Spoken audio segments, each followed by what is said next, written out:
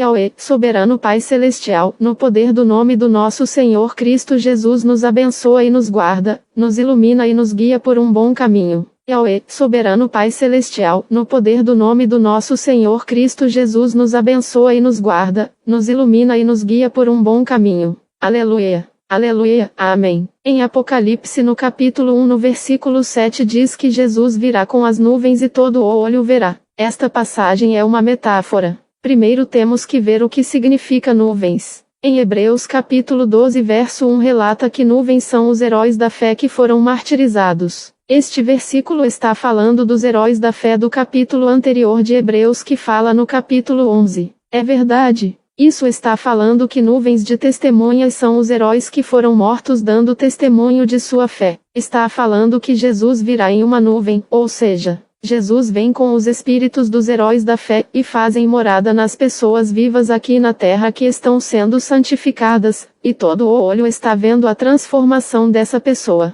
Todas as pessoas que estão ao redor dessa pessoa estão vendo que esta pessoa está sendo transformada. Na passagem de Hebreus 12 verso 1, Paulo compara a nuvem com uma grande multidão de testemunhas fiéis. Ele está referindo aos heróis da fé no capítulo 11 de Hebreus. Conclusão. Somos arrebatados quando saímos das religiões falsas e enganadoras. Os eleitos saem do engano e passa a ser um templo vivo, e Deus Pai, o Filho Cristo Jesus e o Espírito Santo junto com os heróis da fé fazem morada nos corpos dos santos, que estão vivos na terra, refletindo a essência e o caráter do Criador. Porque somos a casa celestial. Confira. 2 Coríntios 5 versos 2 ao 3. Como vamos ficando cada vez mais cansados deste corpo atual. Eis porque esperamos com ansiedade o dia quando teremos um corpo celestial, que vestiremos com roupas novas. Porque nós não seremos apenas espíritos sem corpo. Em algumas traduções fala que não seremos encontrados nus, não seremos achados despidos, não sem roupa. Essa passagem compara roupa e vestimenta com o nosso corpo terreno.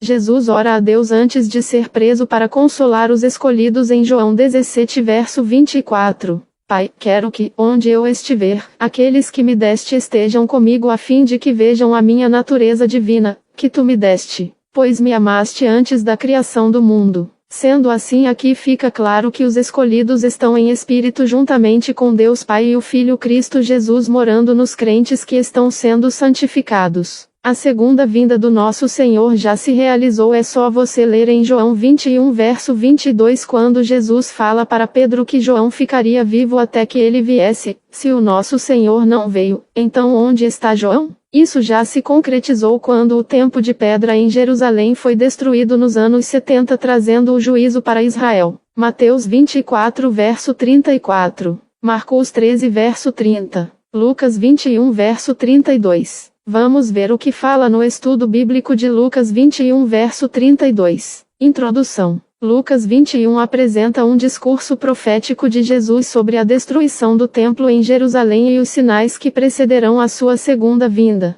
O capítulo começa com a observação de Jesus sobre a oferta da viúva pobre, versos 1 ao 4, e logo se desloca para a predição da destruição do templo, versos 5 ao 6, e os eventos apocalípticos subsequentes, versos 7 ao 36. Lucas 21 verso 32, eu afirmo a vocês que isto é verdade. Essas coisas vão acontecer antes de morrerem todos os que agora estão vivos. É uma afirmação importante no meio deste discurso apocalíptico. A sua interpretação tem sido debatida ao longo da história, mas a compreensão do seu contexto é crucial para entendermos o significado pretendido por Jesus. Contexto histórico. Para entender Lucas 21 verso 32, é essencial considerar o contexto histórico e cultural da época. O templo em Jerusalém era o centro da vida religiosa e nacional judaica. A predição da sua destruição era chocante e perturbadora para os discípulos. A menção de guerras, revoluções, terremotos, fome e perseguições, verso 9 ao 17, remete a um período de grande turbulência e incerteza. A profecia sobre a destruição de Jerusalém, versos 20 ao 24, aponta para a invasão romana e a devastação da cidade em 70 depois de Cristo.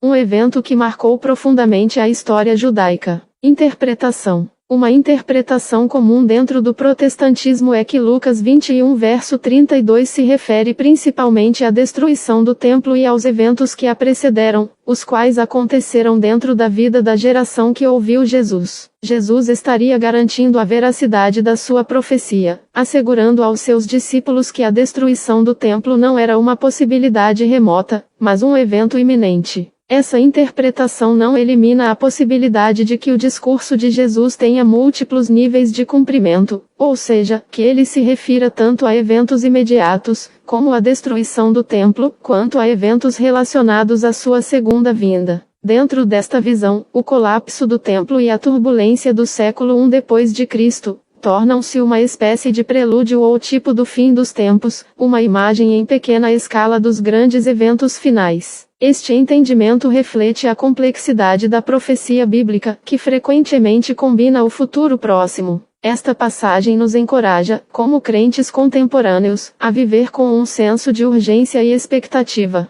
Devemos estar vigilantes e alertas, lembrando-nos de que as palavras de Jesus são verdadeiras e que o seu reino virá para os seus eleitos. Isso nos exorta a viver uma vida de fidelidade, serviço e testemunho, aproveitando cada oportunidade para anunciar o Evangelho. Veja as referências. Mateus 24 verso 34. Eu lhes digo a verdade. Esta geração certamente não passará até que todas estas coisas aconteçam. Este versículo paralelo em Mateus reforça a ideia de que a profecia de Jesus sobre a destruição do templo seria cumprida dentro da vida daquela geração. Marcos 13 verso 30. Eu lhes digo a verdade. Esta geração não passará até que todas essas coisas aconteçam. Da mesma forma que Mateus, Marcos também apresenta a mesma mensagem, confirmando que Jesus tinha a intenção de comunicar que os eventos aconteceriam em breve, durante a vida das pessoas que estavam ali. Estes versículos paralelos nos evangelhos sinópticos, Mateus, Marcos e Lucas, ajudam a confirmar a interpretação de que Lucas 21 verso 32 se refere primariamente à destruição do templo e aos eventos que a antecederam, os quais ocorreram dentro da vida daquela geração. Eles também podem nos lembrar que a urgência e a expectativa devem caracterizar nossa fé, independentemente de como interpretamos os tempos finais. A mensagem central é a fidelidade a Cristo e a proclamação do Evangelho. Em João 14 verso 3 ele diz que viria buscar os discípulos escolhidos por ele, e em João 21 verso 22 Jesus fala para Pedro que João o discípulo amado estaria vivo até a sua segunda vinda. Se a segunda vinda de Cristo ainda não aconteceu, João ainda está vivo. Onde é que está João?